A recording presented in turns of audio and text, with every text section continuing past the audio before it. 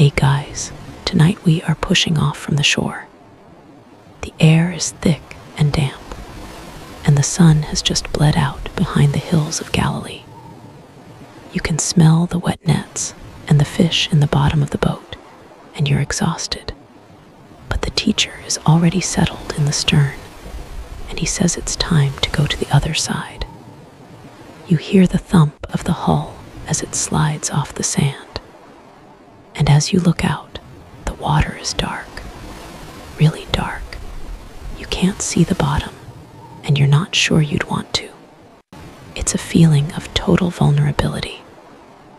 Honestly, if you were really there, you probably won't survive this crossing, let alone what's waiting on the shore. These guys were professionals, and even they were about to lose it. So before you get comfortable, take a moment to like the video and subscribe. But only if you genuinely enjoy what I do here. It's always amazing to see where everyone is tuning in from. Go ahead and post your location and what time it is, whether you're in rainy London at 3 a.m. or sunny California in the evening. Now dim the lights. Maybe turn on a fan for that soft background hum. And let's ease into tonight's journey together. The day had been long, unbelievably long. One of those days where the sun seems to hang in the sky, refusing to set, and the sheer press of humanity, the noise, the need, feels like a physical weight on your shoulders. Jesus had been teaching by the shore of the Sea of Galilee, and as usual, the crowd had become a living thing, a massive, sprawling entity that threatened to push him right into the water. They had to get him into a boat, just a few feet from the shore, so he could use the natural amphitheater of the bay to speak. And speak he did. He talked for hours. Parables, stories that painted pictures in the mind.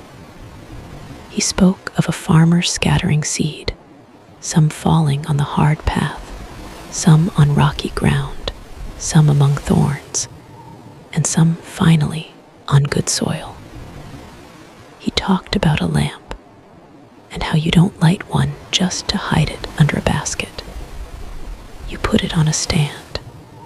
He talked about the kingdom of God being like a tiny mustard seed, something you could hold between your thumb and forefinger that somehow explodes into a tree so large that birds can nest in its shade. The disciples listened. They were always listening, but they were also working. Peter and Andrew, James and John, they were managing the boat, keeping it from drifting, fending off other small boats that tried to get too close. Matthew, the former taxman, was probably just trying not to look seasick, his mind reeling, trying to fit these strange, earthy metaphors into the neat columns of his old life. They were all so tired.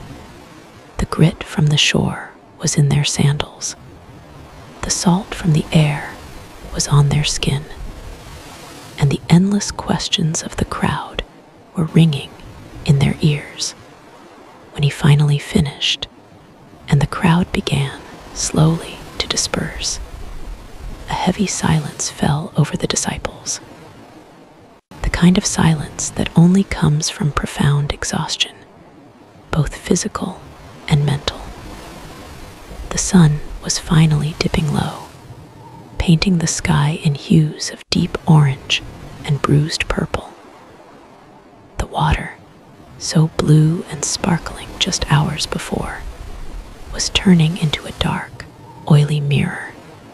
Jesus, wiping the sweat from his brow, looked not back towards Capernaum, where a warm meal and a familiar bed waited, but across the water, He looked east, toward the other side. "Let us go over to the other side," he said. His voice was quiet, not a command so much as a decision. A few of the disciples exchanged a look. Peter probably frowned. The other side, that wasn't their territory. That was the Decapolis, the land of the 10 cities. It was Gentile country. It was unclean. It was a place where people didn't follow the law, where they raised livestock that good Jews wouldn't even touch. It was a place of foreign gods and foreign customs. Why would they go there? And why now? Night was falling, but the teacher had spoken. So, without a word, they pushed the boat out from the shore. Mark, in his telling, adds a lovely little detail. They took him along just as he was in the boat. There was no preparation, no packing of bags, no saying goodbye. He was already in the boat from teaching, and from that same boat they simply left. They didn't even go back to shore.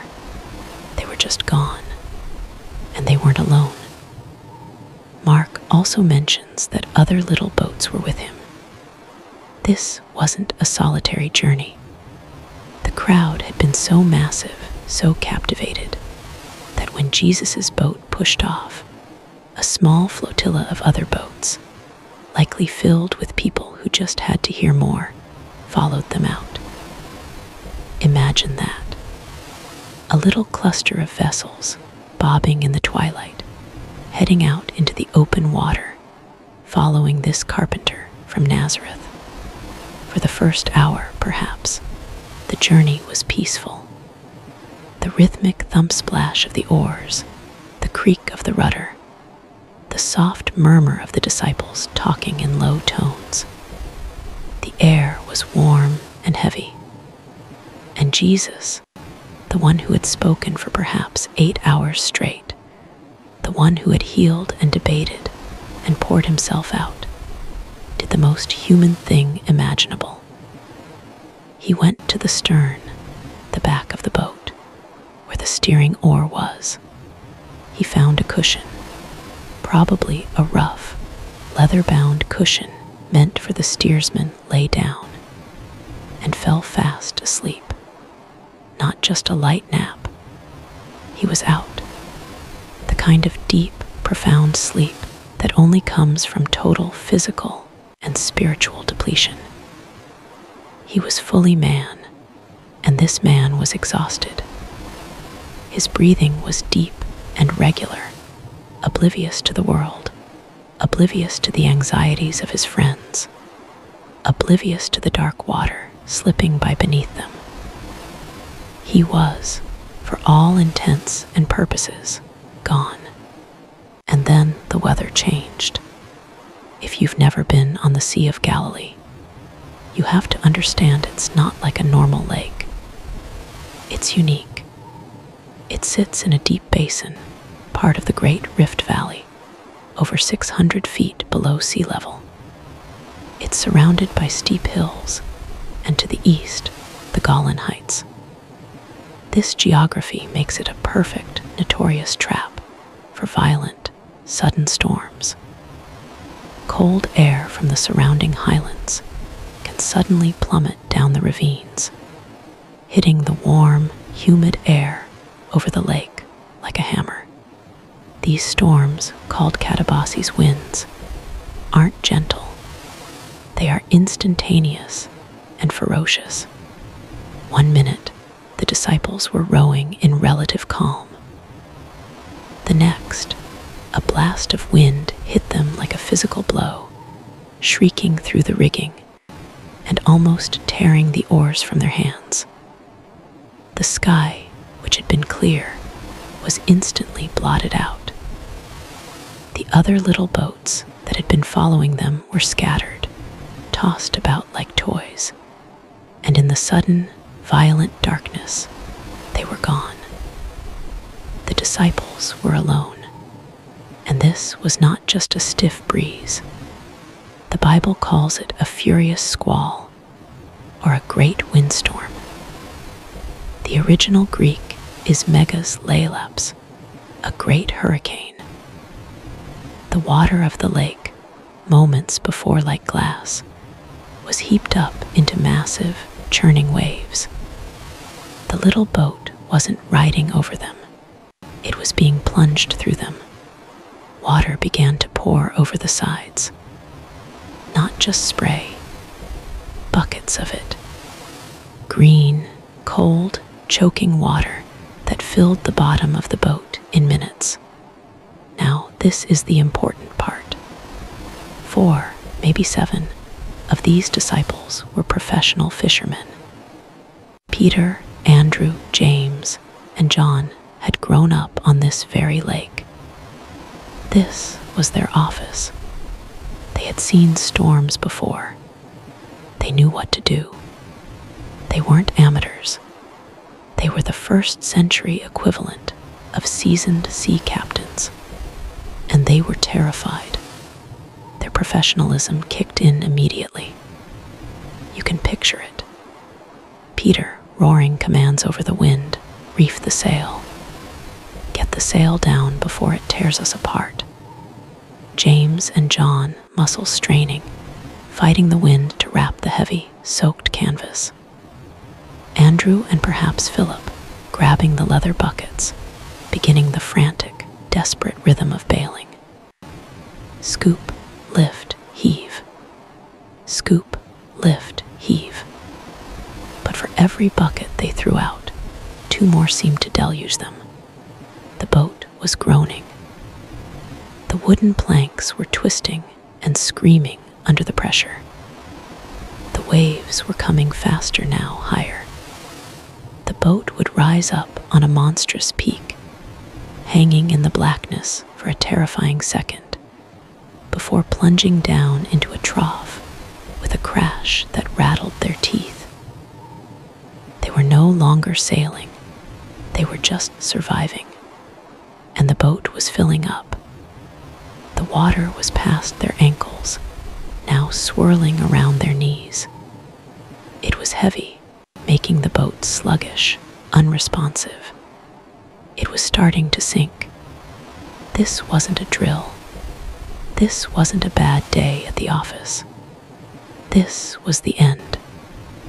These professional, hardened fishermen in their element on their own lake were about to drown. In all this chaos, this roaring wind, this crashing water, this frantic shouting and bailing, Jesus slept. He was still in the stern, on the cushion, breathing deeply. The stern was likely the lowest part of the boat as it filled with water, meaning he was probably getting soaked. The boat was pitching so violently, it's a wonder he wasn't thrown overboard. But he slept. He slept the sleep of the innocent, the sleep of the trusting, the sleep of the one who was. Well, who was he? Finally, their skill failed. Their strength was gone. Their buckets were useless. The boat was foundering. And their terror turned to a different kind of emotion. A strange, desperate, almost angry panic. They stumbled back to the stern. Peter probably grabbed him by the shoulders, shaking him violently. "Teacher, teacher, wake up." And when Jesus' eyes fluttered open, blinking in the spray and the darkness, they didn't say, "Master, save us." They didn't say, "Lord, help us." They screamed at him, "Teacher, don't you care that we are perishing?" It's such a raw, human question. It's the question we all ask when the boat is filling up. It's not, "Can you save us?" It's, "Do you even care?" They were not questioning his power in that moment. They were questioning his heart. They were convinced he was either indifferent to their plight or worse, so deeply asleep that he was going to drown with them. They were offended by his peace. His calm was an insult to their terror. Jesus sat up. He didn't look angry. He didn't look panicked. He didn't grab a bucket. He just sat up. He looked at the screaming, terrified, soaking wet faces of his friends. He looked past them into the black, roaring chaos. He saw the wind that was tearing the sky. He saw the waves that were sinking the boat. And he spoke to them, not to the disciples, to the storm. He stood up in the rocking boat and spoke 3 words. In Greek, it's siopa pephamoso. In English, we say, peace, be still. But it's more powerful than that. Siopa is a command. It means be silent, shut up. It's what you'd say to a barking dog or a hysterical crowd. The second word, pephamoso, is even stronger. It means be muzzled. It's a word you would use for a demon, a wild animal. It is a command of total, immediate, and forceful submission.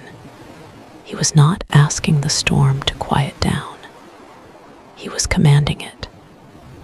He was rebuking it, the same way he would later rebuke a fever or a demon. He was treating the chaos of nature as a hostile, disobedient thing, and the universe obeyed. Instantly, it wasn't a gradual calming. The wind didn't just die down, it stopped.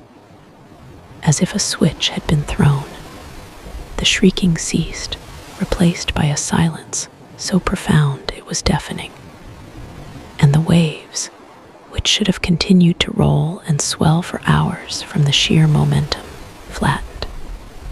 The Bible says, the wind ceased, and there was a great calm. A megas galen, the exact opposite of the megas lailaps. The boat, which seconds before was on the verge of splintering, now sat perfectly still on a lake of black glass. The only sound was the drip, drip, drip of water running off the rigging, and the sudden, heavy, gasping breaths of the disciples. They stood frozen, buckets in hand, ropes still clenched in their white-knuckled fists. They stared at the water. They stared at the sky. They stared at each other. And then, slowly, they all turned and stared at Jesus. He was just standing there, his hair and robes soaked, looking at them. And now he spoke to them. But it wasn't a word of comfort. It wasn't, there, it's all right. He said, why are you so afraid? Do you still have no faith? It was a sharp rebuke, a genuine question. After all this time, after all you've seen, the healings, the teaching, the feeding, you still don't get it. You thought a storm could sink the boat while I was in it. You thought the wind was more powerful than me.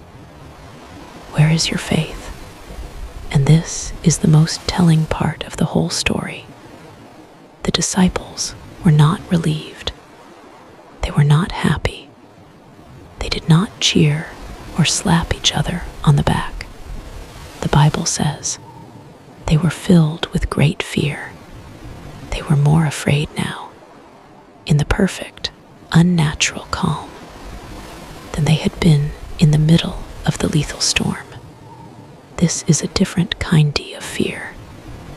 It wasn't the panic of drowning. It was the terrifying, spine-chilling awe of being in the presence of an unknown power. They understood the storm. The storm was nature, chaotic but familiar. They could fight the storm. They could bail water, reef the sail. and if they failed, they would drown. It was a terror they knew. This was something else. This was a man who could speak to the wind and the waves and have them obey him. This wasn't a rabbi. This wasn't a prophet. A prophet might pray to God to stop a storm. This man spoke to the storm directly as its master. They shrunk back from him, huddled together, and they whispered to one another, their voices trembling in the vast silence. Who then is this, that even the wind and the sea obey him? It was the right question, but no one had an answer. They had just been saved from death, only to realize that the one who saved them was more powerful, and in some ways more frightening than death itself. They had been terrified of perishing. Now they were terrified of him. The rest of the journey must have been impossibly awkward. Imagine it. They had to pick up the oars again. They had to start rowing, their clothes clinging to them, their hands still shaking. They had to bail out the rest of the water, which now sat placidly in the bottom of the boat. And Jesus, what did he do? Did he sit back down on the cushion? Did he go back to sleep? Or did he just sit there, watching them as they rowed in terrified silence, the boat gliding silently over the black, glassy water? The flotilla of other little boats was gone. They were alone with this being in their boat. Finally, after what felt like an eternity, they heard the soft, grating sound of the boat's hull sliding onto a gravelly beach. They had arrived. They had reached the other side. They stepped out of the boat, their legs unsteady, but the ground beneath their feet brought no comfort. This was not their familiar sandy shore of Capernaum, with its fishing nets and bustling village. This was the country of the Gerasenes. The air was different. It didn't smell of fish and cooking fires. It smelled of decay and of pigs. The landscape was desolate. The shoreline was rocky and barren, and just up the slope, they could see the dark, gaping mouths of caves carved into the limestone cliffs. Tombs. They had landed in a cemetery. This was Gentile land, unclean land, a place where the dead were housed, and where herds of unclean animals roamed freely. The disciples, already shaken to their core, pulled their robes a little tighter. They had just survived the chaos of the sea, only to land in a place that felt haunted, a place of death. The air was heavy still, and charged with a new kind of menace. The storm was over, but the night, it seemed, was just beginning. And they were a very long way from home. The keel of the boat grated against the gravelly shore, with a sound that felt loud in the oppressive, post-storm silence. The disciples, stiff and cold, climbed out, their feet sinking into the wet sand and stones. The great calm on the water was a blessing, but the land they had arrived on offered no comfort. They had landed in the country of the Gerasenes, or perhaps the Gadarenes. The maps were conflicting, but the atmosphere was not. This was the other side in every sense of the word. It was a place where the air felt heavy, stagnant, and wrong. Peter, squinting into the pre-dawn gloom, pulled his still damp robe tighter around him. The storm had washed the sky clean, and a pale, sickly moon was just visible, casting long, strange shadows. Ahead of them, The shoreline rose steeply into limestone cliffs, and in those cliffs, like dark, empty eye sockets, were the gaping mouths of caves. Tombs. They had landed in a necropolis. A shiver ran through Andrew, and it had nothing to do with the cold. This was Gentile country. Everything here was, to their sensibilities, unclean. The people, the customs, and now, quite literally, the very ground they stood on, which was a place of the dead. The air carried a faint, coppery, unsettling smell, a mixture of decay, wild animals, and something else, something sulphurous and ancient. The disciples clustered together near the boat. Instinctively, they looked at Jesus, who stood a few feet ahead of them, staring up at the dark cliffs. He was perfectly calm, as if he had just stepped ashore for an afternoon stroll. This disconnect, their terror, and his peace, was becoming a new kind of normal. And it was perhaps the most unsettling thing of all. Where were the other little boats that had followed them? Had they turned back when the storm hit? Had they sunk? The disciples were utterly alone in a foreign, haunted land with a man who could stop a hurricane and apparently not even break a sweat. They were in no man's land, and they were beginning to realize that their leader was no man's land. He didn't belong to the storm. He didn't belong to the synagogue, and he clearly wasn't afraid of a cemetery. And then they heard it. It wasn't a word. It was a sound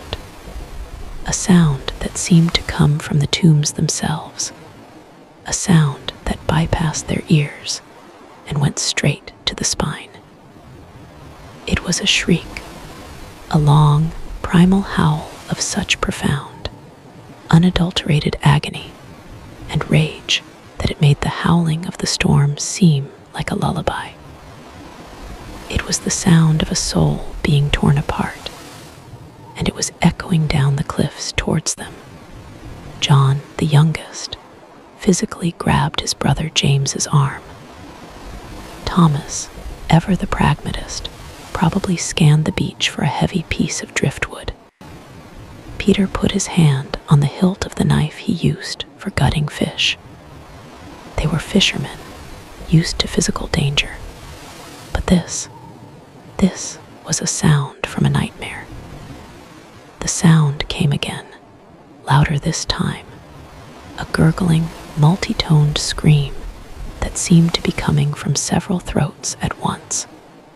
And then, a figure emerged from the blackness of the largest tomb. It was moving fast, scrambling down the rocky incline with a terrifying, inhuman agility. He was completely naked. His body, barely visible in the moonlight, was a roadmap of torment. He was shockingly thin, but with a wiry, unnatural strength. His long, matted hair flew behind him, caked with filth and dried blood. And as he got closer, they could see the source of that blood. His skin was a mass of scar tissue, crisscrossed with thousands of fresh and old cuts. The Gospels say he was always cutting himself with stones. He was a man locked in a permanent, waking state of self-mutilation. But the most terrifying detail was the metal. Glory be the metal. There were broken links of chain still hanging from his wrists, and the heavier iron rings of fetters around his ankles. The metal was dark with rust and something else. The skin around the iron was raw, infected, and worn down to the bone. This man had been chained. He had been bound, and he had broken the chains. This was the local legend. This was the boogeyman the Gerasene mothers warned their children about. come home before dark, or he will get you. He was the town's shame, their failure, their terror. He was the man who lived among the dead, because the living could no longer cope with him. The Gospels paint his backstory in a few stark, terrible sentences. This wasn't a new affliction. It had been for a long time. The townsfolk had tried to help, or at least to contain him. Their only solution was force. They would gather a brave, terrified posse and overpower him. They would bind him with fetters and chains. They would try to restrain him, to keep him from harming himself and others. And it never, ever worked. The spirit or spirits within him would wait. And then, in a surge of demonic, superhuman strength, he would simply shatter the restraints. Mark's gospel uses a powerful word, diaspau, to tear apart, to rend asunder. He would snap the chains as if they were thread. Luke's gospel says he would be driven by the demon into the wilderness. He wasn't living in the tombs, he was driven there. He was a puppet on invisible, agonizing strings. His isolation was absolute. He was a man with no home, no clothes, no name, no peace, and no rest. The text is heartbreaking. Night and day among the tombs, and in the mountains, he was always crying out and cutting himself with sharp stones. Imagine that existence. No sleep, no moment of quiet, just the constant internal shriek of his own tormentors and the external shriek he let out into the uncaring hills. His only sensation was the cold of the caves, the hunger in his belly, and the sharp, fleeting, controllable pain of a stone drawn across his own skin. He was the most unfree man in the world. He was a living corpse in a city of the dead. He was a man who was nothing more than a cage for his own personal living hell. And this thing, this man, this collection of pain and rage, was now running straight at them. The disciples did what any sane person would do. They flinched, they drew back, they prepared for a violent, bloody confrontation. Peter and James probably moved to stand in front of Jesus, a thin, human shield against the inhuman. They were expecting to be attacked, torn apart by this madman who could break iron. But the man didn't attack. He charged full tilt down the slope, his bare feet slapping on the wet stones, his broken chains clanking, the terrifying screams still ripping from his throat. He got within 10 feet of the small group, and then he did the last thing any of them could have possibly predicted. He stopped. He stopped so abruptly he almost fell. He looked at Jesus, and all the rage, all the aggression seemed to drain out of him, replaced by something even more shocking. Sheer, abject terror. His wild eyes, which had been darting around, locked onto the face of the carpenter from Nazareth. And this man, this untamable, violent, naked outcast, did what no chain could make him do. He bent. He fell to the ground. He crashed onto the gravel, his naked body scraping against the stones. He put his face to the dirt, right at Jesus' feet. He was, in his own broken way, worshiping. The disciples just stood there, their mouths open, their hearts hammering. The man was on the ground, but the the screaming didn't stop. It just changed. A new voice ripped from the man's throat, but it was his voice, yet not his. It was loud, terrifyingly articulate, and filled with a fear that was 1,000 times deeper than the fear the disciples had felt in the storm. "What have you to do with me, Jesus, Son of the Most High God?" The voice was a shriek, a desperate, cornered plea. Let's break that down, because every word is dripping with significance. "What have you to do with me?" In the original language, this is a standard, curt dismissal. It means, we have no business together. You stay on your side, I'll stay on mine. Why are you interfering? It's the sound of a border being drawn, a desperate attempt to claim jurisdiction. This is my territory, my man, my cemetery. You have no right here. Jesus. They knew his name. This wasn't a vague recognition. The disciples who lived with him were still trying to figure out who he was. This demon, from the moment it saw him, knew his human name. It was an admission of recognition. Son of the Most High God. And there it was. The disciples in the boat had whispered in terror, "Who then is this?" They had no answer. The demons had the answer, and they screamed it for all to hear. They didn't call him a good teacher, a prophet, a healer. They gave him his full, divine, cosmic title. Son of El Elyon, the Most High God. It was a perfect, orthodox, theological statement. And it was coming from the mouth of a naked, bleeding madman in a graveyard. The confirmation of Jesus' divinity wasn't being whispered in a temple. It was being shrieked from the depths of hell. This was the ultimate irony. The darkness knew the light, instantly and perfectly, even when the light's own friends were still squinting, trying to figure out what they were looking at.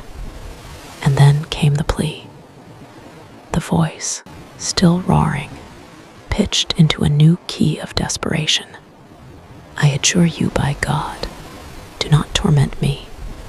This is perhaps the most audacious, darkly funny, and terrifying sentence in the entire encounter.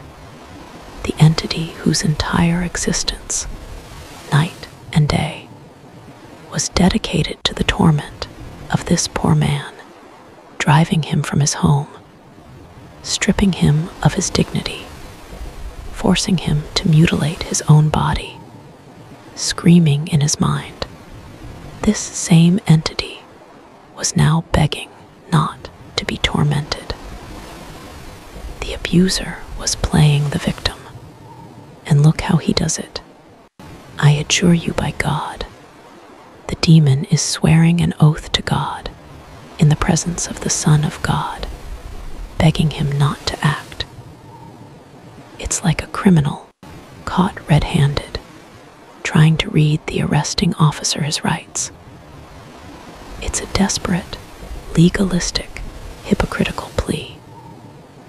The demon is trying to use God's name as a shield against God's Son.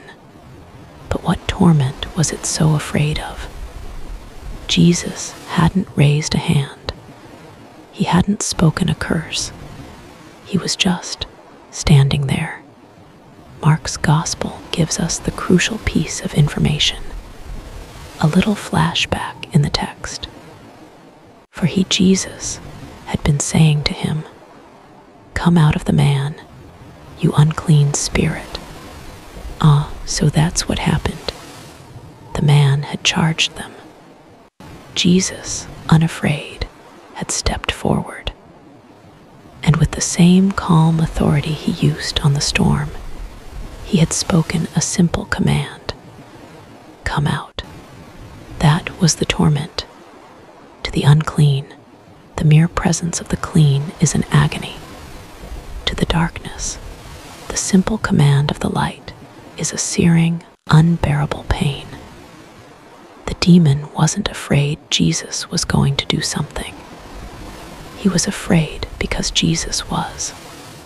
His very nature was an attack. His holiness was a fire, his authority a crushing weight. The demon's desperate plea, "Do not torment me," was a reaction to the simple, "Come out." This was not a simple possession. Jesus' command had been given, and the spirit hadn't left. It was arguing. It was negotiating. It was begging. This was a spiritual standoff. The demon was dug in, fortified. Luke's gospel says it had seized him for a long time. This was a long-term occupation, and the squatter was refusing to be evicted. The man was still on the ground, writhing, his body caught in the crossfire. He was the battleground. His vocal cords were the megaphone. His mind was the prize. Can you imagine the agony of that man? He is conscious, somewhere deep inside, a prisoner in his own skull. For years, he has been alone with these things. And now, for the first time, a new voice has entered the fray. A voice of calm, of authority. A voice that is fighting for him. But the fight is agonizing. The spirits are panicking. They are writhing, twisting, and clinging to him. And their panic is a new kind of torture. The man is caught between his tormentors and his savior, and the clash of those two realities is tearing him apart. The disciples, meanwhile, were statues. They were completely, utterly out of their depth. The storm had terrified their bodies. This was terrifying their souls. They had just seen the impersonal chaos of the sea bow to Jesus' command. Now they were watching the personal, intelligent, ancient chaos of the demonic world engage him in a debate. They had been afraid of drowning. Now they were standing a few feet from a man who could break iron, who was screaming theology at their teacher, while their teacher just stood there, the calm eye in a supernatural storm. The air was electric. The demons had recognized Jesus. They had named him. They had begged him for mercy, but they had not obeyed him. Not yet. The command, "Come out," had been given, but the spirit was still there, groveling and shrieking, its metaphysical claws dug deep into the man's soul. The confrontation was at a stalemate. The night was heavy. The tombs were silent witnesses. And Jesus, looking down at the broken, writhing man, was about to change his tactic. He hadn't overpowered him with a blast of light. He was going to dismantle him with a question. The standoff was real. The tension was unbearable. And the next move belonged to Jesus.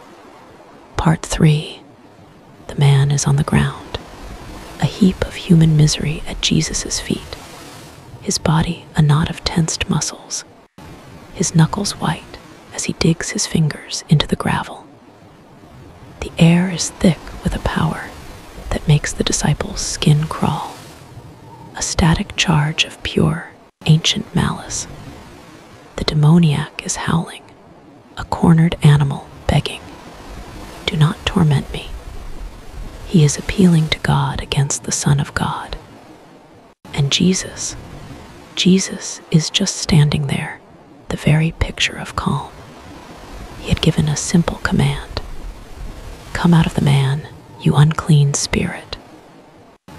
The spirit, or rather, the spirits, were dug in. They were refusing to leave. This was a siege, and the enemy was screaming defiance from the fortress walls of this man's mind. The disciples are frozen. Peter has his hand on his knife, but what is he going to do? Stab a ghost? This is so far beyond their pay grade. They just fought a storm, a thing of wind and water, and that was terrifying enough. But this was a thing with a voice, an intelligence, a theology. It knew Jesus' name and title. It was arguing, debating with him. Jesus, looking down at this writhing, tormented creature, doesn't repeat his command. He doesn't raise his voice. He doesn't call down fire from heaven.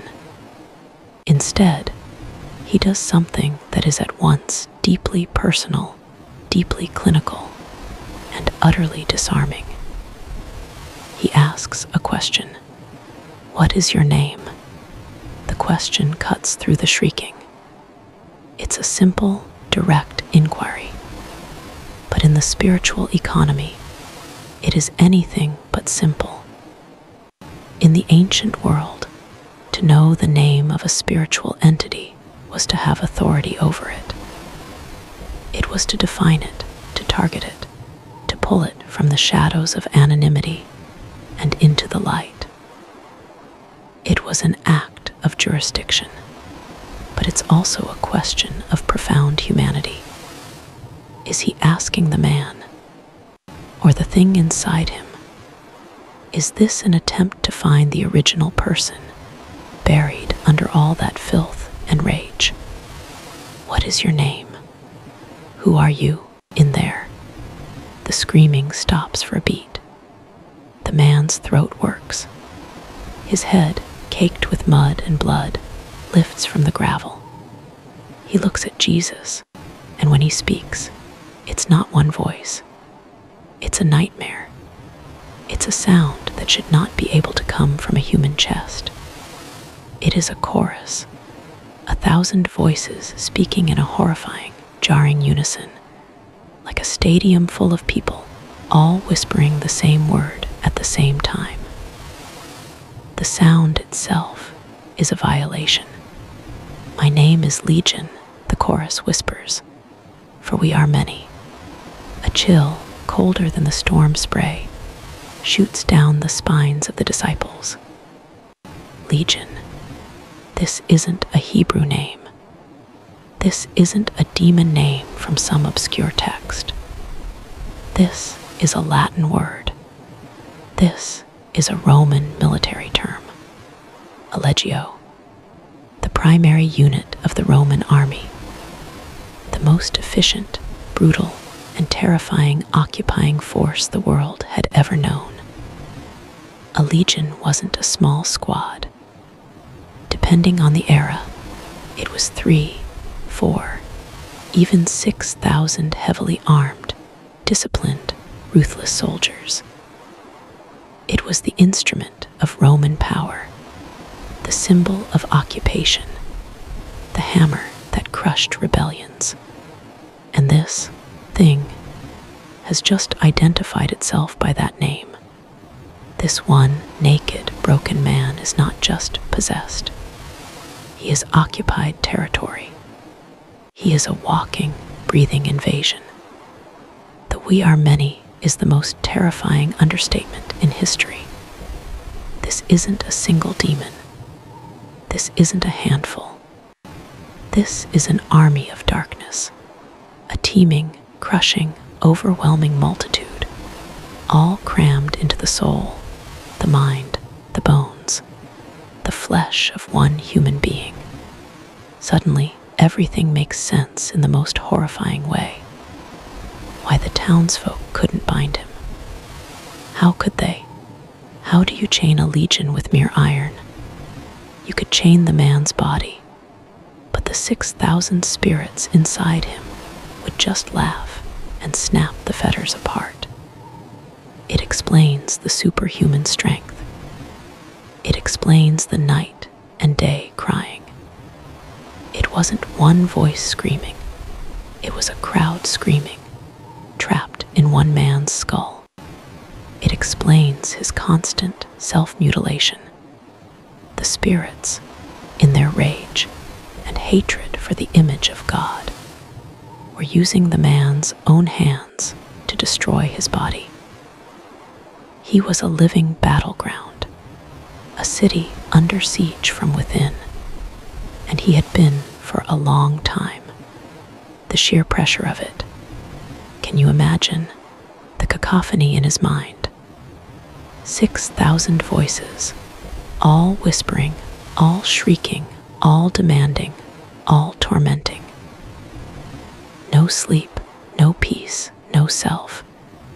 Just the crushing, deafening weight of the many. And in that one sentence, my name is Legion, for we are many, the entire dynamic shifts.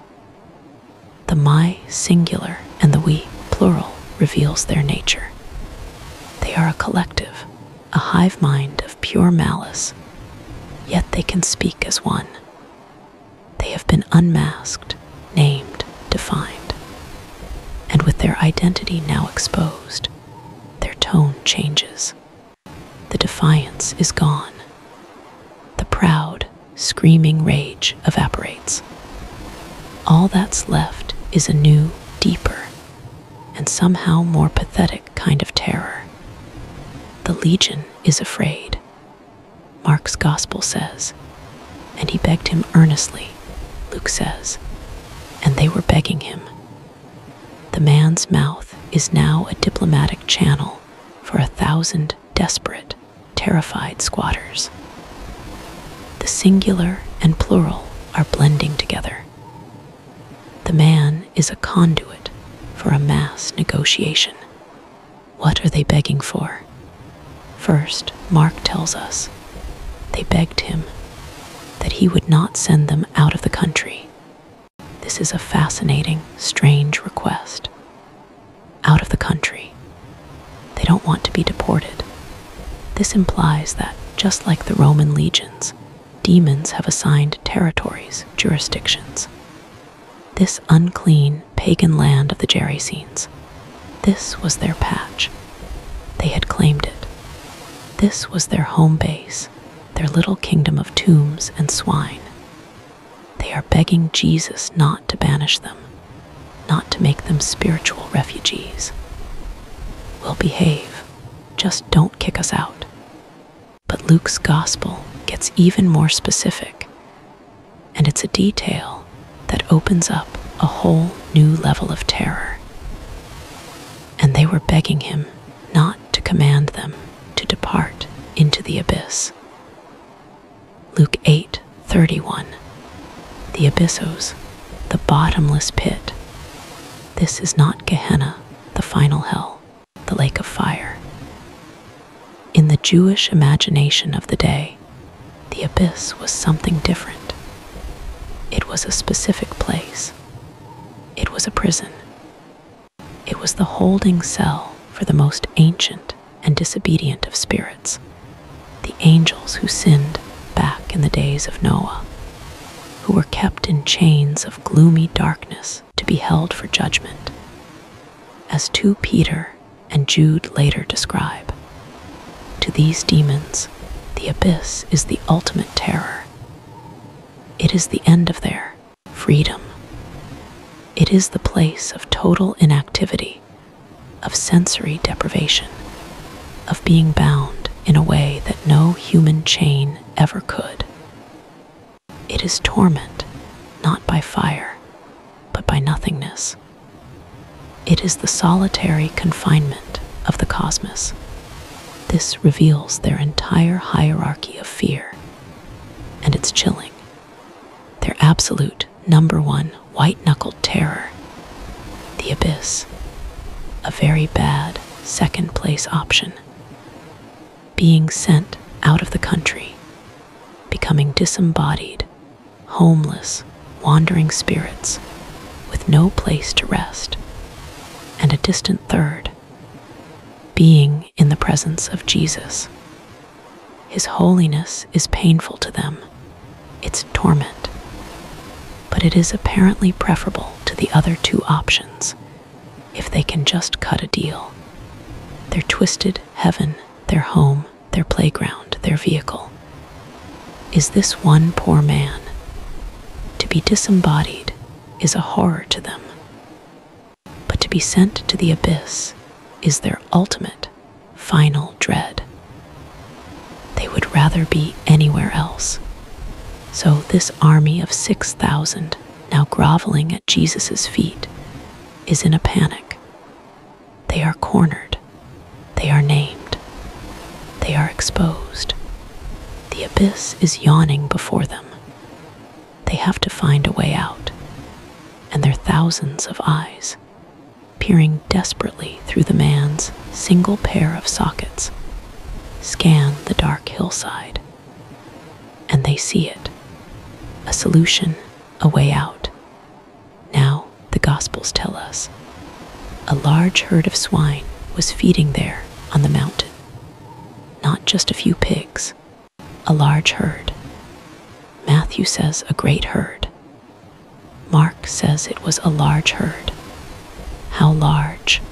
The final scene will give us a clue, and it's a number that is staggering. About 2,000 pigs. This wasn't some subsistence farmer. This was a massive, commercial, industrial-scale pork operation. This was the Gerasenes' local economy. And to the disciples, it was the perfect symbol of this whole land. Pigs, the ultimate, untouchable, unclean animal according to Jewish law. This was what the other side was all about. Raising and selling, the one thing a good Jew was forbidden to even touch.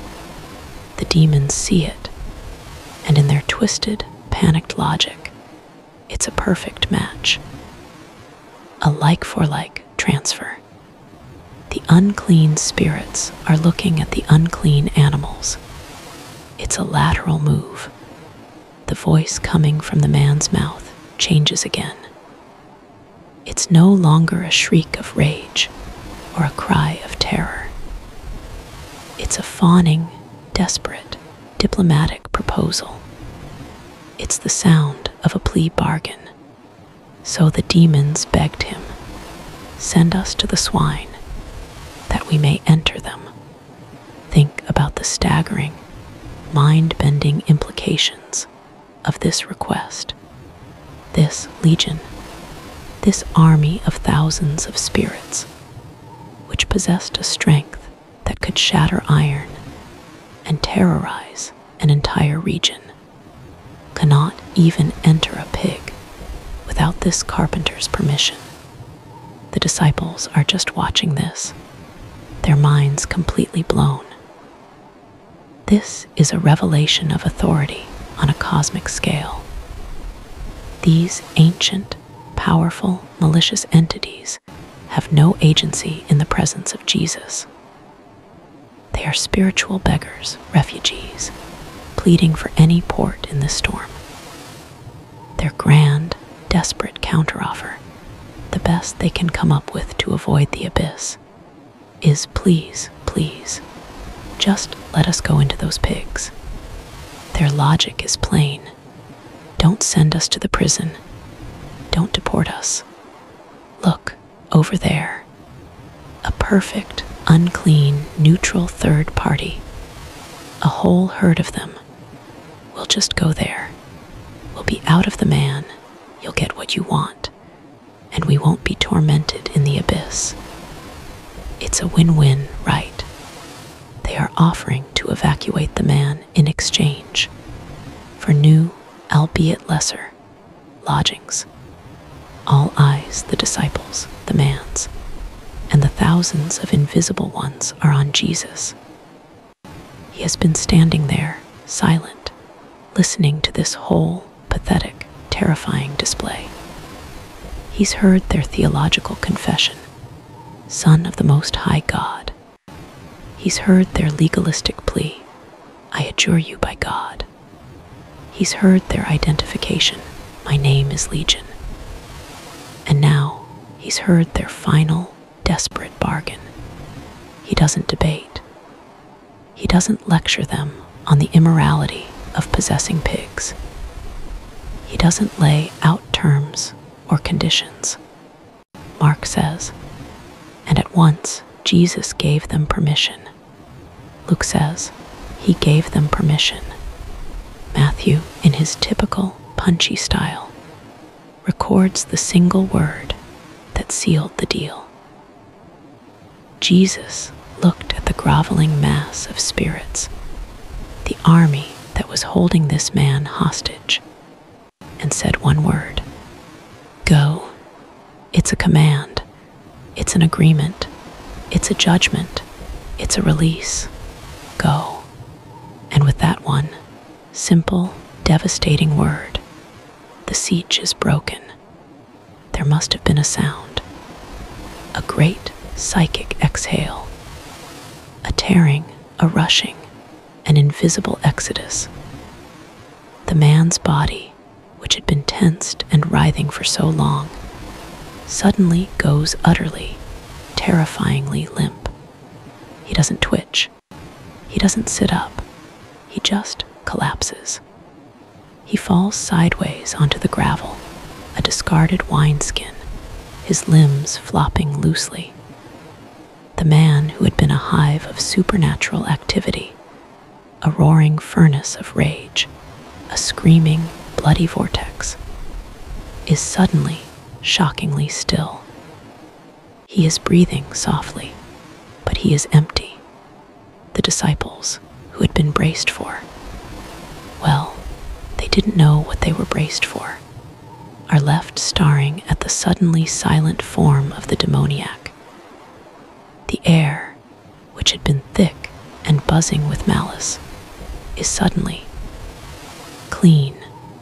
The pressure is gone.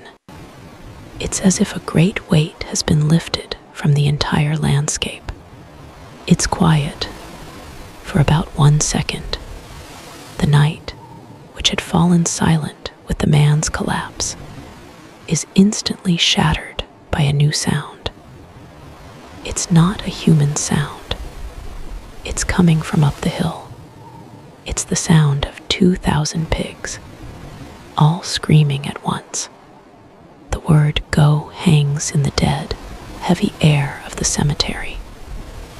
It is a word of release, a word of command, a word of judgment. And for the man on the ground, it is a word of emptiness. For the first time in what feels like a lifetime, the man on the gravel is alone in his own head.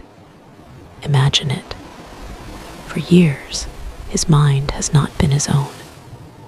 It was a crowded, shrieking, chaotic marketplace of malice.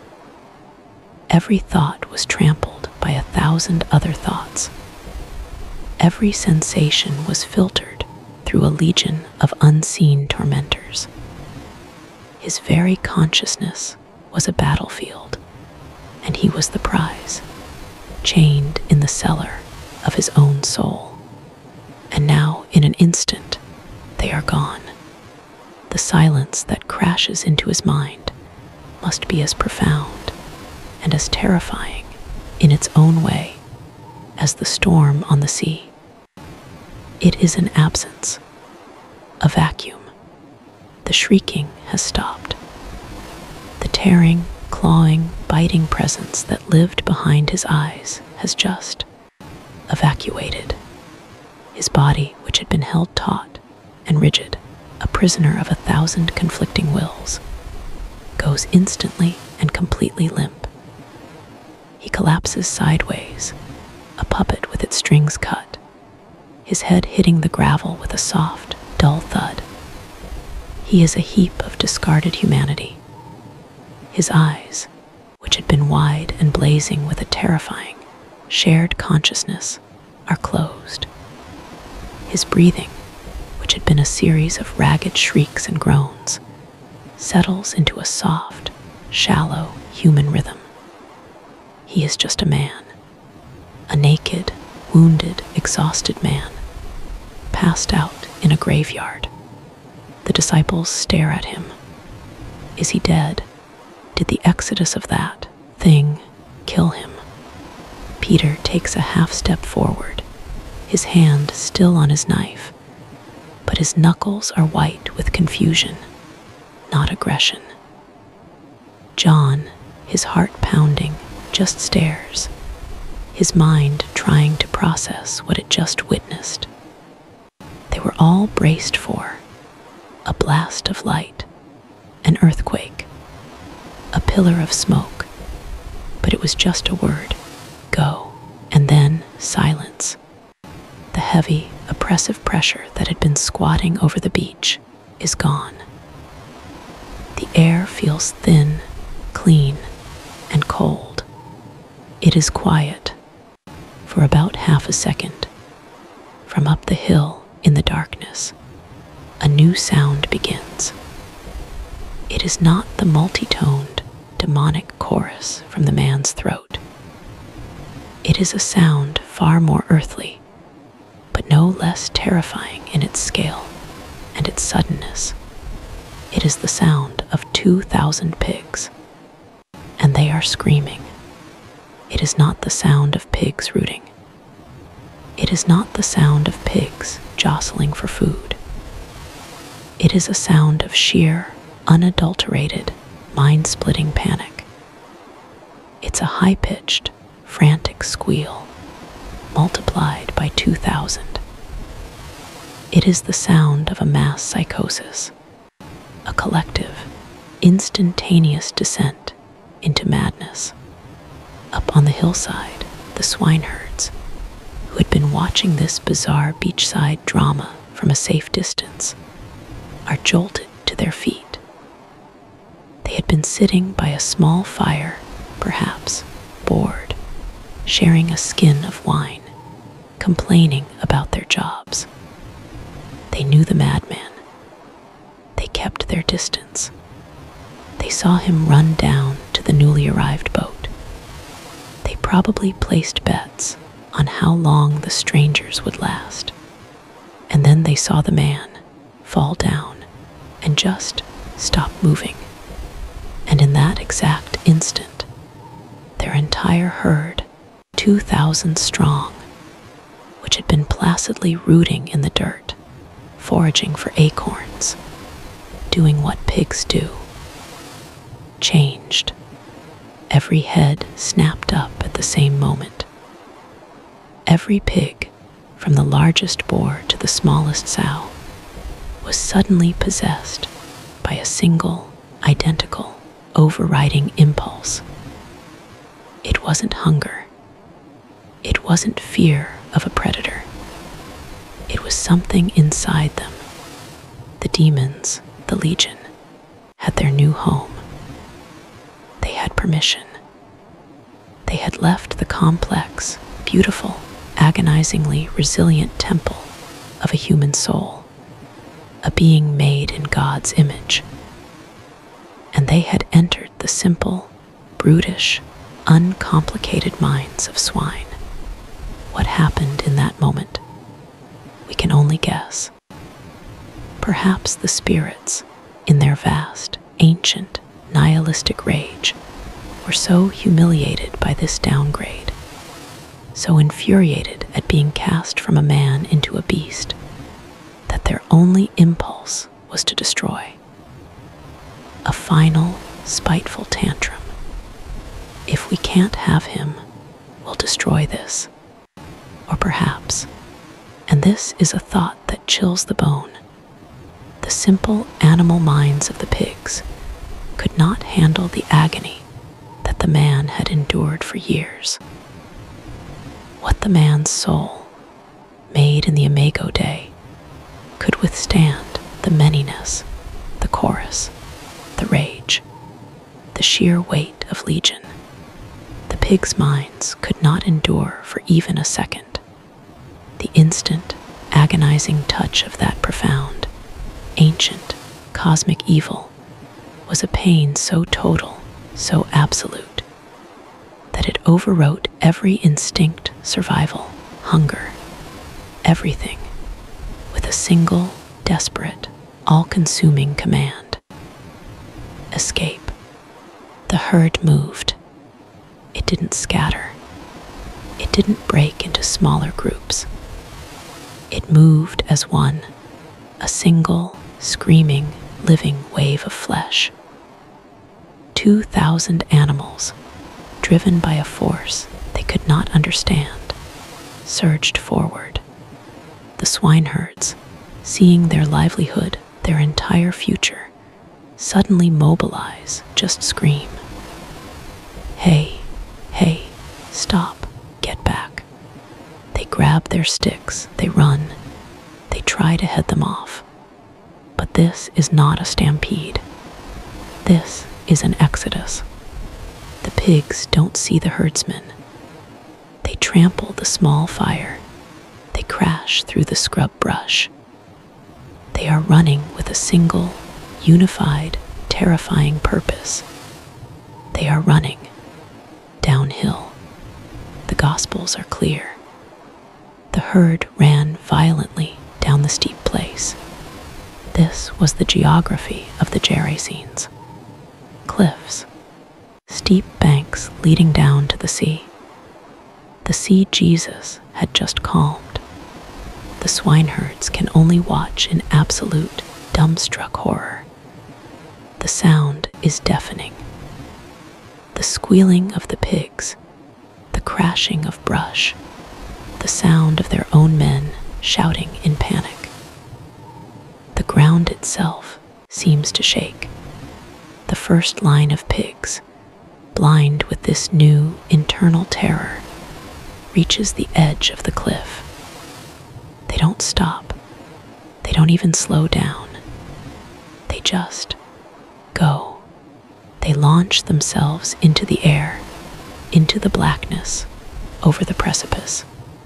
And the pigs behind them, driven by the same force, keep coming. They pour over the cliff, a grotesque, screaming waterfall of livestock. They trample each other, a cascade of bodies, all driven by this singular, self-destructive impulse.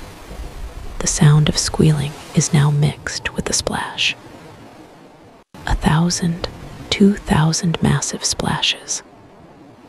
The great calm on the Sea of Galilee is shattered, churned into a white, foaming frenzy of mud and death. The disciples on the beach, who had been staring at the collapsed man, spin around at the sound. They look up just in time to see the end of it.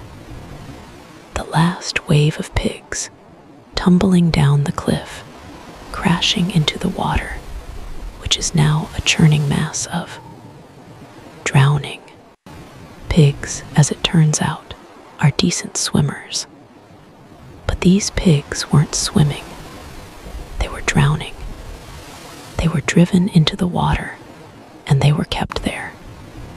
The Legion, in its final act of spiteful self-destruction, had driven its new host into the one place it couldn't survive. They had committed mass suicide by proxy, and then silence, the same profound, unnatural silence that had followed the storm. The sea once again is still, but it is no longer black glass. It is a bobbing, dark, floating graveyard. The 2,000 animals, which mere moments before had represented a vast, regional fortune, were gone. They had been choked in the sea. The disciples look at the water. They look at the cliff. They look at the still, collapsed form of the man on the beach. And they look at Jesus. He hasn't moved. He is just standing there, watching the water, as if this was all expected. The swineherds on the hill are frozen. Their sticks are in their hands. Their mouths are open. They are staring at an empty, muddy patch of ground where a herd used to be. And they are staring at the sea where their entire future is now floating, lifeless. Their minds, simple and pragmatic, try to do the math. The boat, the stranger, the madman now quiet, the herd now gone. The equation doesn't make sense, but the answer is clear. That man on the beach, and the first primal human reaction kicks in: fear. This isn't the awestruck fear the disciples felt. This is the raw, animal terror of men who have just seen something supernatural, something costly, and something they cannot possibly explain to their boss. They don't go down to the beach. They don't run to check on the madman, who is, for the first time, no longer a threat. They don't even try to see if any of the pigs can be saved. They fled. They turned and ran in the opposite direction. They scrambled up the hills, back towards civilization. They went their way into the city and into the country. They are the bearers of the strangest, most terrifying, most economically disastrous news in the history of the Decapolis. Let's run with them for a moment. Imagine being one of those men, heart pounding, lungs burning, tripping over rocks in the pre-dawn light. You are running not just from something, but to something. You have to tell someone. You have to explain the unexplainable. You burst into the town. It's just coming to life. The bakers are firing their ovens. The market stalls are being set up. You run, panting, caked in mud, to the villa of the man who owns the herd. You pound on the gate. A servant opens it. You push past him into the courtyard. The master. I have to see the master. The owner, a wealthy merchant, comes out annoyed, rubbing the sleep from his eyes. What is it? What's wrong? A wolf. You fall to your knees. You can barely speak. Sir, the herd. What about the herd? Did you lose one? Sir, they're gone. The master's face darkens. Gone? What do you mean, gone, stolen? Did thieves take the herd? No, sir. Then what? And you try to explain. Sir, it was the madman, the one from the tombs. He what? He scattered them. I'll have him chained for good this time. No, sir, he's quiet. What are you talking about? A boat came, sir, a boat of Jews, and their leader, their teacher, he talked to the madman. And I don't know, sir, but the madness, it left him. We heard it, and it went. It went into the pigs. The owner just stares at you. You sound like a lunatic. It went into the pigs, sir, all of them. And they went mad, they all of them. They ran down the steep bank. Into the sea, sir, they're all dead. They're all gone. The owner's face goes from angry to confused to pale. This story is insane, but the terror in your eyes is real. And the implication of the story, a herd of 2,000, that's a fortune.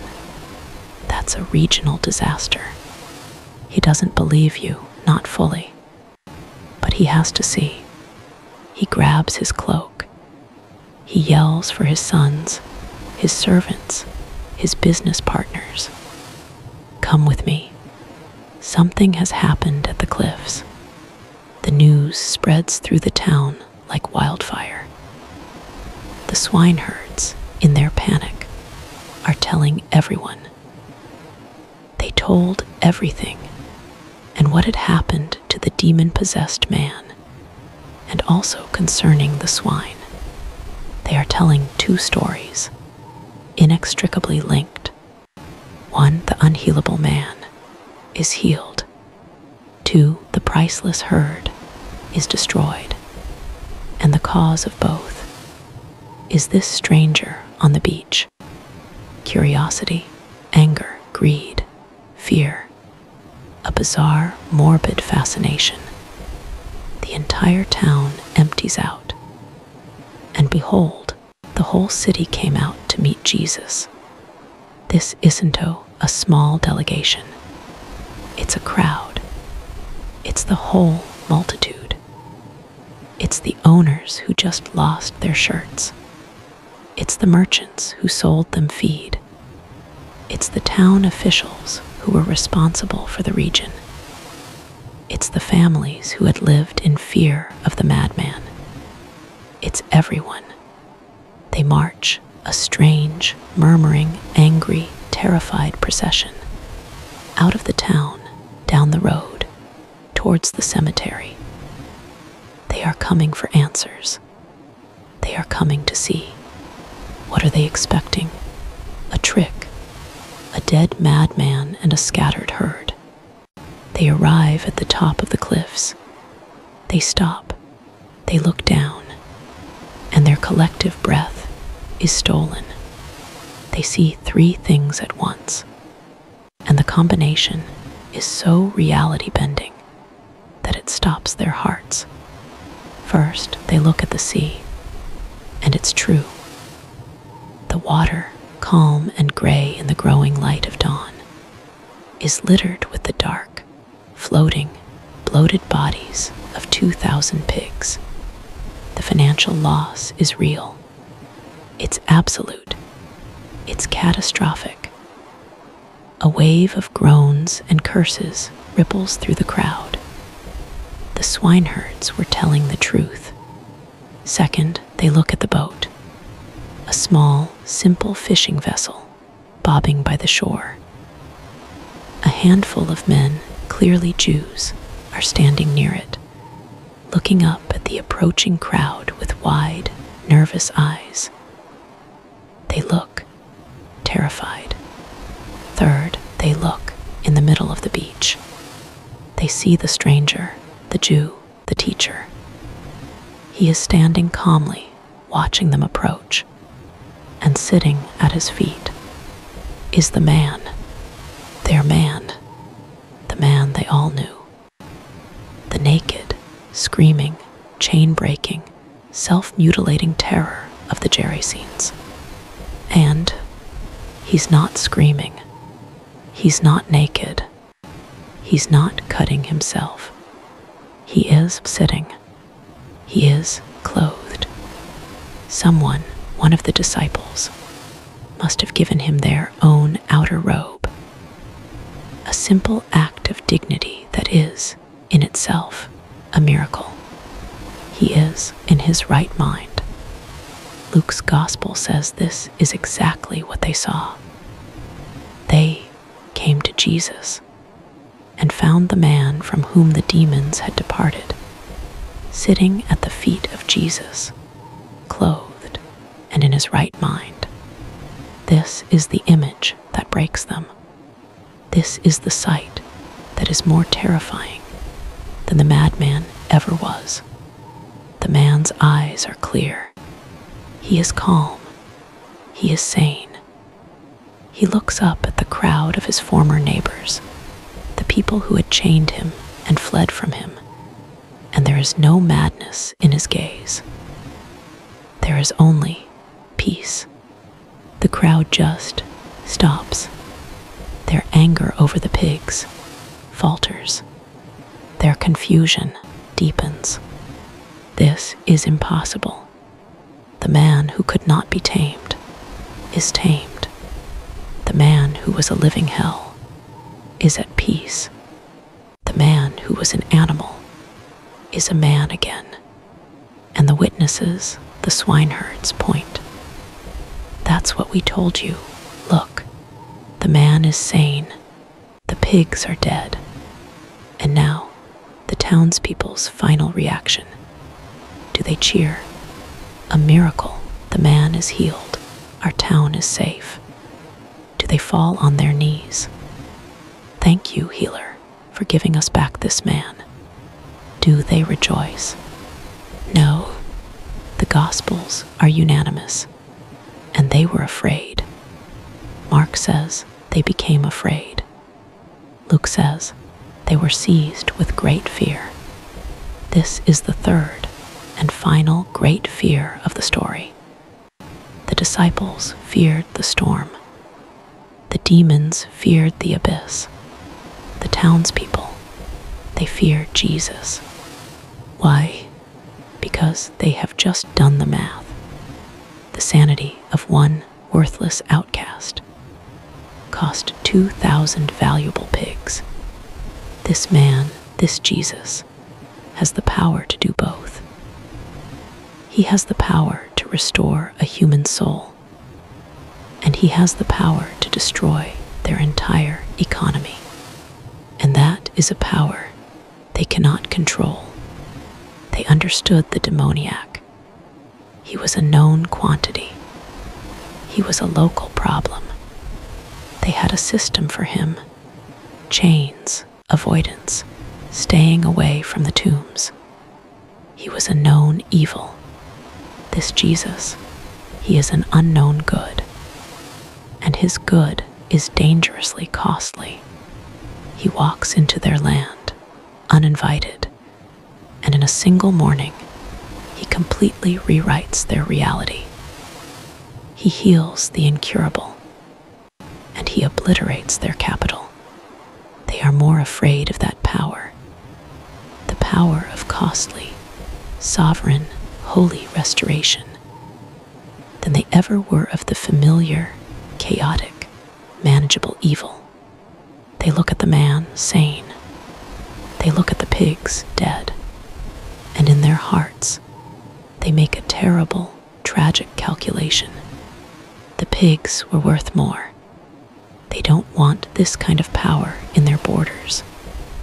They don't want this kind of God. He is bad for business. The whole multitude of the surrounding region comes to a single, unified decision.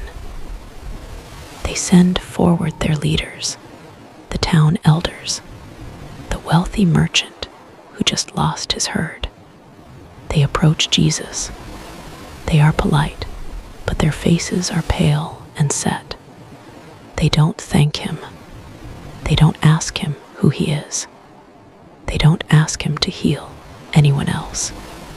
They ask him one thing, and the whole multitude asked him to depart from them, for they were seized with great fear. Please leave. Leave our country. Take your power, take your miracles, take your costly, disruptive, terrifying holiness, and go. We want our demons back. We want our pigs back. We want our old normal. We cannot handle your new one.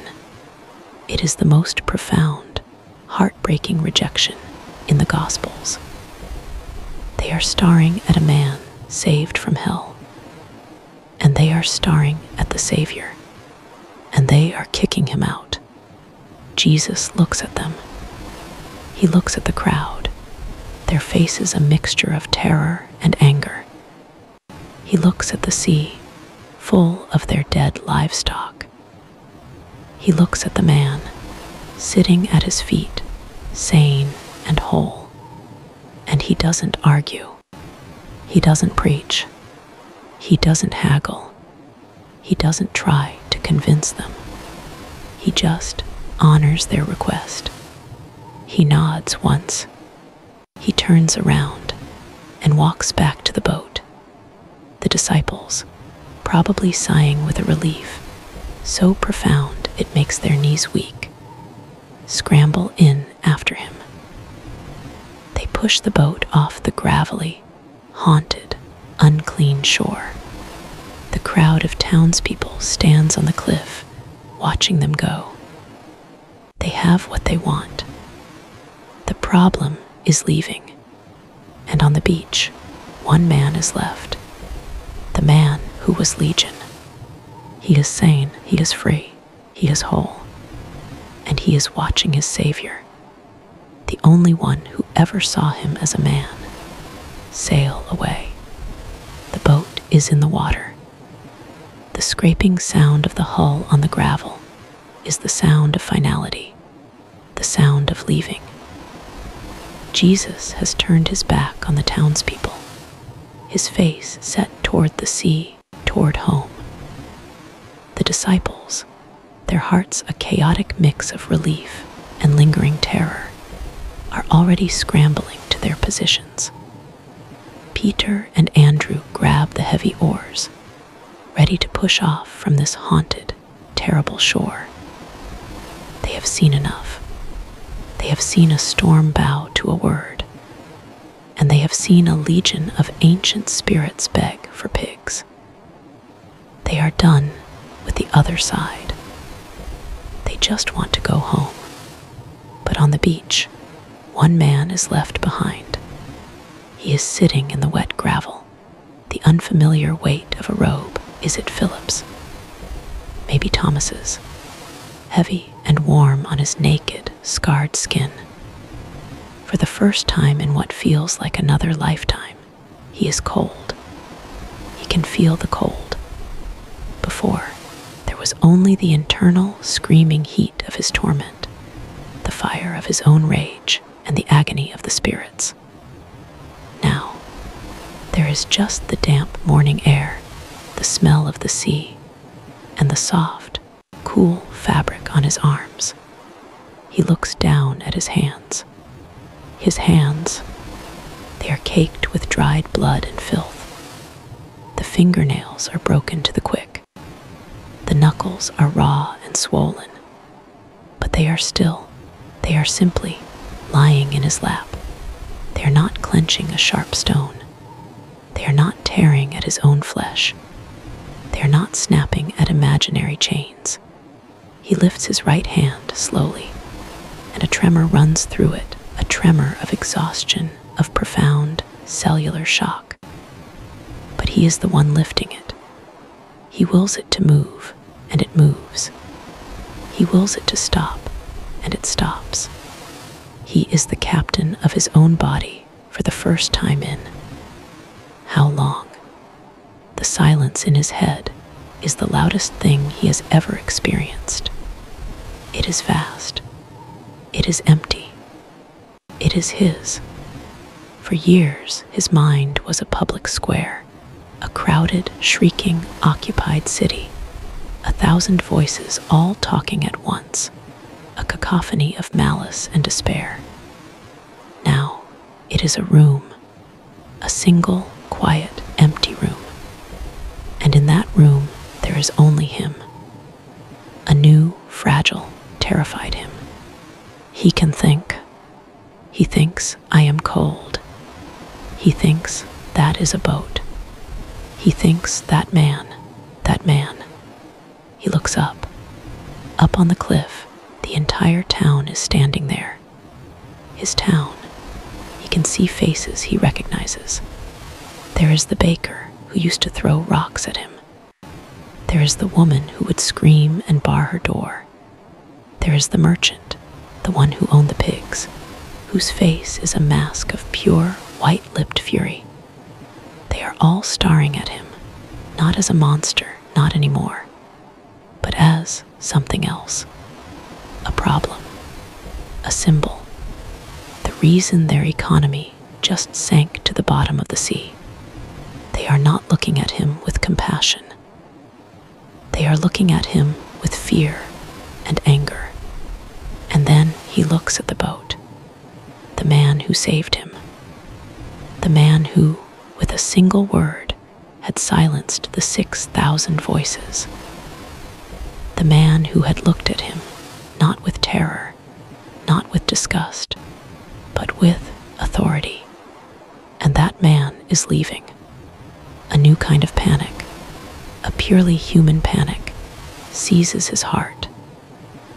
It's a cold, sharp, logical terror. He cannot go back to the tombs.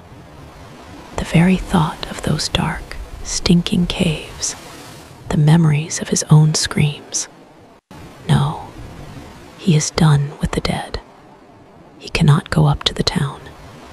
They hate him. They were terrified of him when he was mad. Now, they are terrified of him for what his sanity cost them. He is the walking, talking embodiment of their financial ruin. His life isn't safe there. They will stone him, or chain him again, or simply drive him back out, this time not because of his demons, but because of theirs. His only hope, his only safety, his only future is in that boat. With a cry, a new sound, not a demonic shriek, but a human plea ripped from his raw throat, he stumbles to his feet. The heavy robe tangles around his legs. He is weak. His body is a wasteland, ravaged by years of self-harm and supernatural abuse. But he finds a strength born of pure, desperate need. He runs. He crashes down the short beach and plunges into the water, the cold shock of it taking his breath away. "Wait," he cries, his voice cracking. "Wait, take me with you." The disciples, startled, look back. Peter, oar in hand, just stares. This man, in their boat, this ex-demon house, this Gentile, this unclean thing. He tenses, ready to shove him away if he tries to climb in. The man reaches the boat. He grabs the side, the wet wood slipping in his scarred hands. He is clinging to it, sobbing now, the tears, his own tears, washing tracks of clean skin through the filth on his face. He is not a monster. He is a refugee, begging for asylum. He looks past the wary, frightened faces of the disciples. He looks straight at Jesus, and he begs. The text says, he begged him that he might be with him. Mark 5:18. This is the most rational, logical, understandable request in the entire story. Please, his eyes are screaming, don't leave me here. You're the only one who can protect me. You're the only one who sees me. I have nowhere else to go. The demons are gone, but my past is still here. My neighbors are still here. Let me come with you. I'll row. I'll scrub the decks. I'll do anything, just don't leave me. He is a spiritual newborn, fragile and exposed. He knows, instinctively, that the world is dangerous. He knows, perhaps from what he overheard in his own mind, what happens when a spirit leaves a house and finds it swept and in order. He is a house, and he is terrified of being left empty. He needs to be near the source of his cleansing. His plea is not just for physical safety, it's for spiritual safety. Jesus looks down at him. There is no annoyance in his eyes. There is no impatience. There is only a deep, profound, and heartbreaking compassion. He sees this man, this broken, saved, terrified man, clinging to the side of his boat. And he says, no. The Gospels are blunt about it. Jesus did not permit him. Or, as Matthew's account might imply, he was simply sent away. No, the word hits the man harder than any stone ever did. No, he can't come. his last hope, his only refuge, denied. Jesus is rejecting him, just like the townspeople, just like everyone. The man's grip on the boat slackens. The cold of the water is seeping into his bones. This is it. He is healed, only to be abandoned. He is sane, only to be left to the mercy of the furious and the frightened. This healing is a curse, but Jesus isn't finished. He leans over the side of the boat. He looks the man in the eye. He isn't rejecting him. He is commissioning him. Go, Jesus says, his voice quiet but firm, cutting through the man's despair. Go home to your friends. The man blinks. Friends. He has no friends. His friends were the spirits, the voices, the echoes in the tombs. His friends are the people on the cliff who want him gone. Go home to your friends, Jesus continues, and tell them. Tell them what? Tell them about the pigs. Tell them about the name Legion. No, Jesus gives him the exact words. He gives him his entire life's mission, his message, in one perfect sentence. Tell them what great things the Lord has done for you, and how he has had compassion on you. Let's just sit with that for a second. Jesus doesn't say, tough luck, figure it out. He says, I have a job for you, and it's a job only you can do. The man is processing this.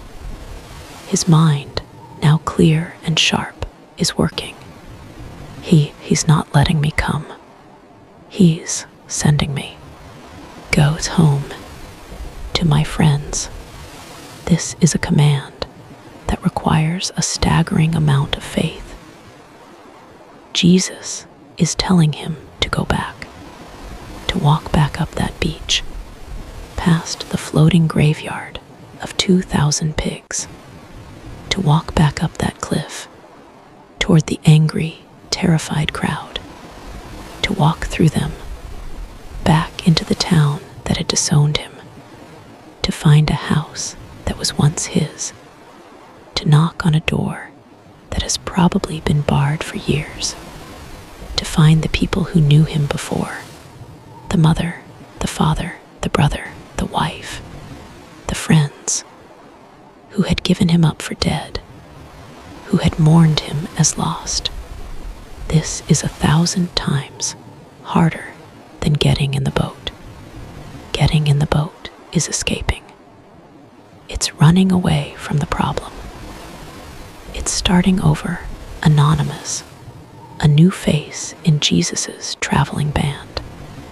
Jesus is telling him to stay, to be the miracle, to live his after picture in the very place where his before picture was a public nightmare.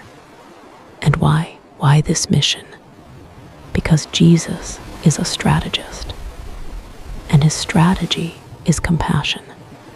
The townspeople just rejected him. They were terrified of his power. They saw the cost, the pigs, and it blinded them to the value, the man. They won't listen to a boatload of Jewish strangers. They are Gentiles. They are the other side. They don't care about a rabbi from Galilee, but they do care about the madman from the tombs. They know him, and Jesus knows that the only person who can reach the Gerasenes is a Gerasene. He is leaving, but he is not leaving them without a witness. He is leaving behind a living, breathing, walking, talking sermon. The disciples can't do this job. Peter can't do this job. Only the man who was Legion can be the apostle to the Decapolis. And look at the message Jesus gives him. Tell them what great things the Lord has done for you. He doesn't say, tell them what I did.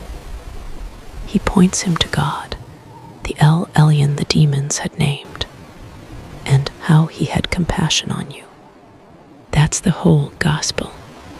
It's not, tell them a complex theological argument about the nature of the kingdom. It's not, go and warn them about the abyss. It is simply, go and be a story. Your message is your testimony. I was lost, and he found me. I was in chains, and he freed me. I was tormented, and he had compassion on me. I was many, and he made me one. This isn't a rejection. This is an anointing. This is the most profound statement of trust Jesus could possibly make. He is trusting this brand new, fragile, sane man to be his sole representative in a 10-city-wide, hostile, pagan region. He's not giving him a partner. He's not giving him a manual. He's just giving him his story. Your story, Jesus is saying, is enough. The man is still standing in the water. His hands are at his sides. He looks at Jesus, and for the first time, he understands.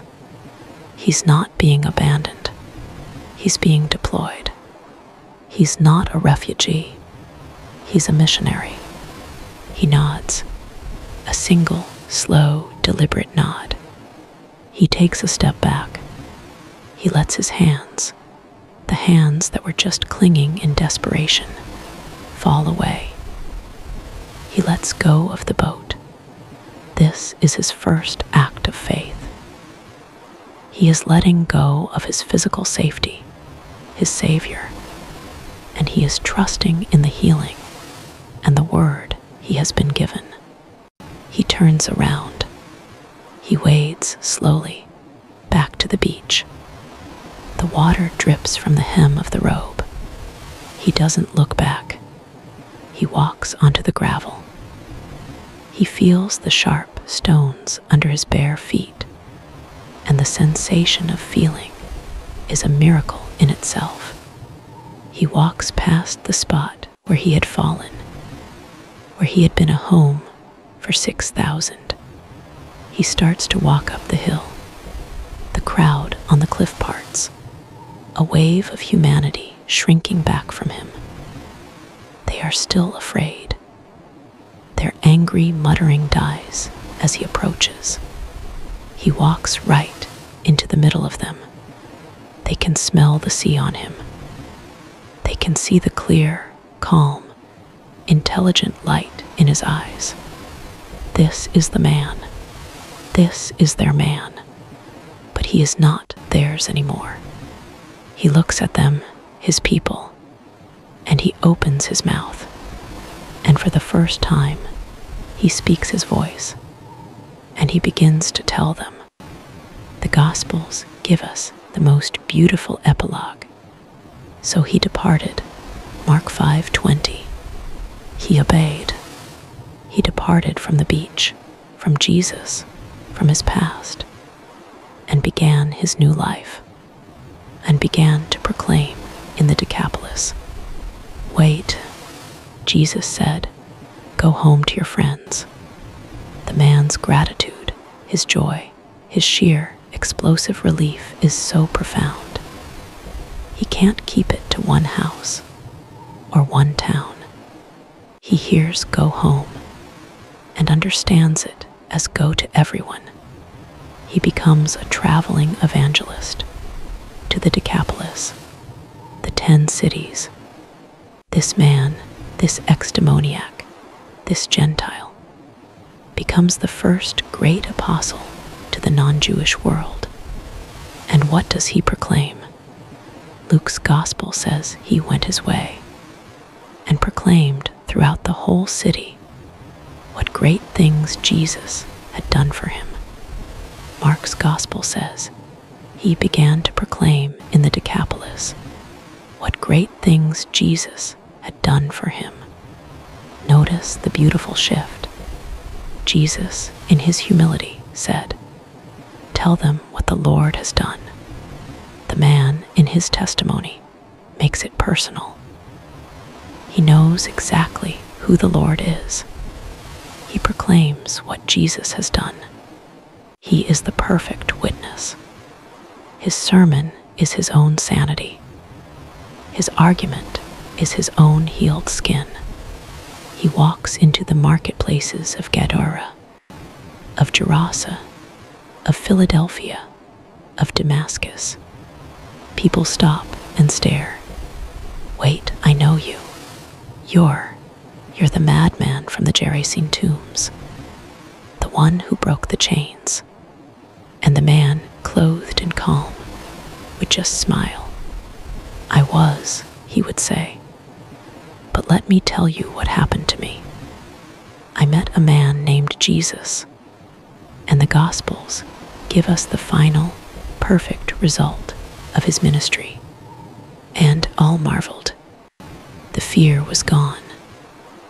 The terror the townspeople had felt, that cold, economic fear of a power they couldn't control, was replaced by wonder, by awe. His story, his joy, his peace had changed their hearts. He had plowed the soil. And here's the quiet miracle, the one that comes later. Much later in the Gospels, Jesus returns to the Decapolis. The first time he came, the whole multitude begged him, in terror, to leave. The second time he comes, Mark 7:31-37, the crowds flock to him. They bring him their sick. They bring him a deaf man, and they beg Jesus to heal him. And Jesus does. And after that, he feeds 4,000 of them on a hillside. They are no longer afraid of his power. They are welcoming it. They are seeking it. What changed? The man who was Legion. For all that time in between, he had been doing his job. He had been the one-man advance team. He had been telling his story over and over until their fear of Jesus turned into hope in Jesus. He was the light that Jesus had left behind. The story starts in the middle of a storm, with a group of terrified disciples asking, "Who is this, that even the wind and the sea obey him?" It ends on a quiet beach, with one man, his mind as calm as the sea, knowing exactly who he is. He is the one who has compassion. He is the one who casts out the darkness. He is the one who sees a man, not a monster.